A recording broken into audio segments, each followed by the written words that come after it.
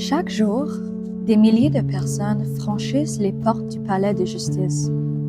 Certaines sans accompagner d'un avocat, d'autres doivent affronter seules un système complexe, sans formation juridique. Mais concrètement, qu'est-ce que ça veut dire devoir défendre ses droits seul devant les tribunaux?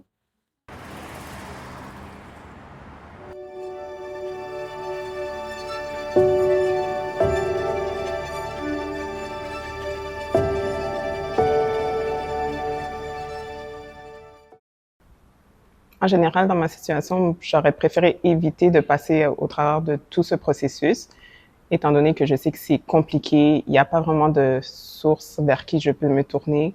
Euh, je ne sais pas où chercher les informations, ou comme dans ma situation, c'est un peu plus difficile financièrement, donc je peux pas me permettre de payer le personnel qu'il faudrait pour ça.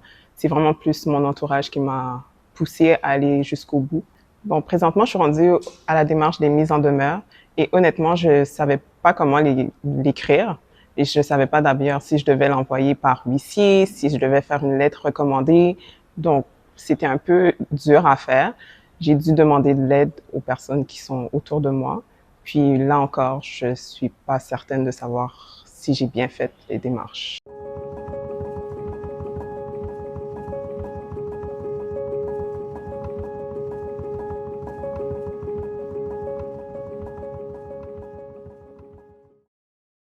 Le meilleur conseil que je peux donner à une personne qui se représente seule, c'est de faire le récit chronologique de son histoire. Parfois, le problème avec lequel on est confronté, on le vit depuis 2, 3, 4 ou 5 ans, donc on le connaît à fond. Mais pour le magistrat qui va entendre l'histoire, lui, il ne la connaît pas, cette histoire. Donc, faire un récit chronologique, donc à quel moment le problème a commencé, quelle a ensuite été la deuxième étape. Donc, ça peut être des faits qui sont survenus, des échanges qui sont survenus entre les parties impliquées. Ça peut également être des échanges de courriels, des échanges de textos, d'autres faits.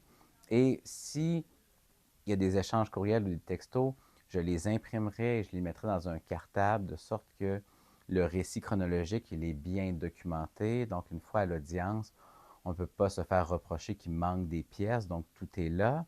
Puis, l'autre élément aussi à ne pas négliger, donc c'est s'il y a il y aurait un contrat qui serait aussi intervenu, je le mettrais dans le récit chronologique. Puis toutes ces pièces, une fois qu'on a déposé la demande introductive d'instance, on doit les communiquer à l'autre partie, mais ça, cette exigence va être rappelée par le greffe, mais c'est important de respecter les délais qui sont donnés par le greffe. Et l'avantage donc de structurer son récit dans un ordre chronologique, ça accorde beaucoup plus de crédibilité à la partie. Donc, lorsqu'elle est appelée à témoigner, donc elle peut se référer de façon très spécifique sur ses propres notes. Donc, non seulement son témoignage, il concorde dans le temps, mais il est également appuyé par une preuve qui est matérielle. Donc, ça augmente beaucoup la crédibilité de la partie adverse. Et également, lorsque l'autre partie va parfois avoir des prétentions sur tel événement qui est survenu, bien, vous pouvez vous référer sur votre ligne du temps et constater qu'est-ce qui est survenu ou pas. Puis cette ligne du temps vous permet également de sauver beaucoup de temps si vous voulez demander l'avis d'un avocat ou une avocate sur le dossier. Parmi les ressources qui existent pour accompagner les justiciables, il ne faut pas négliger les centres de justice de proximité, donc qui sont disponibles dans divers districts judiciaires. Souvent, c'est des diplômés de faculté de droit, donc qui travaillent dans ces organismes, donc ils peuvent donner de l'information, bien diriger le justiciable. Vous pouvez retrouver plusieurs sources pertinentes, notamment sur le site Internet d'Éducalois, mais une ressource qui n'est pas à négliger, c'est la clinique juridique de l'École du barreau.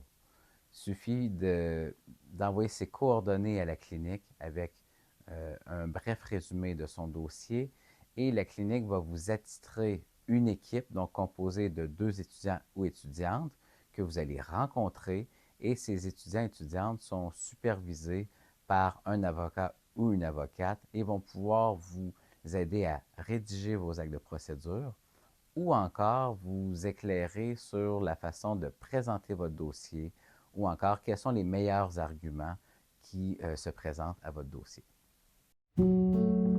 L'accès à la justice est un principe fondamental de l'État de droit. Mais comme l'illustre ce parcours, il demeure encore difficile à exercer pour de nombreux citoyens. Même si des ressources existent, naviguer seul dans le système judiciaire exige temps, compréhension et persévérance. Pour plusieurs, comme cette justiciable, faire valoir ses droits devient alors un véritable défi.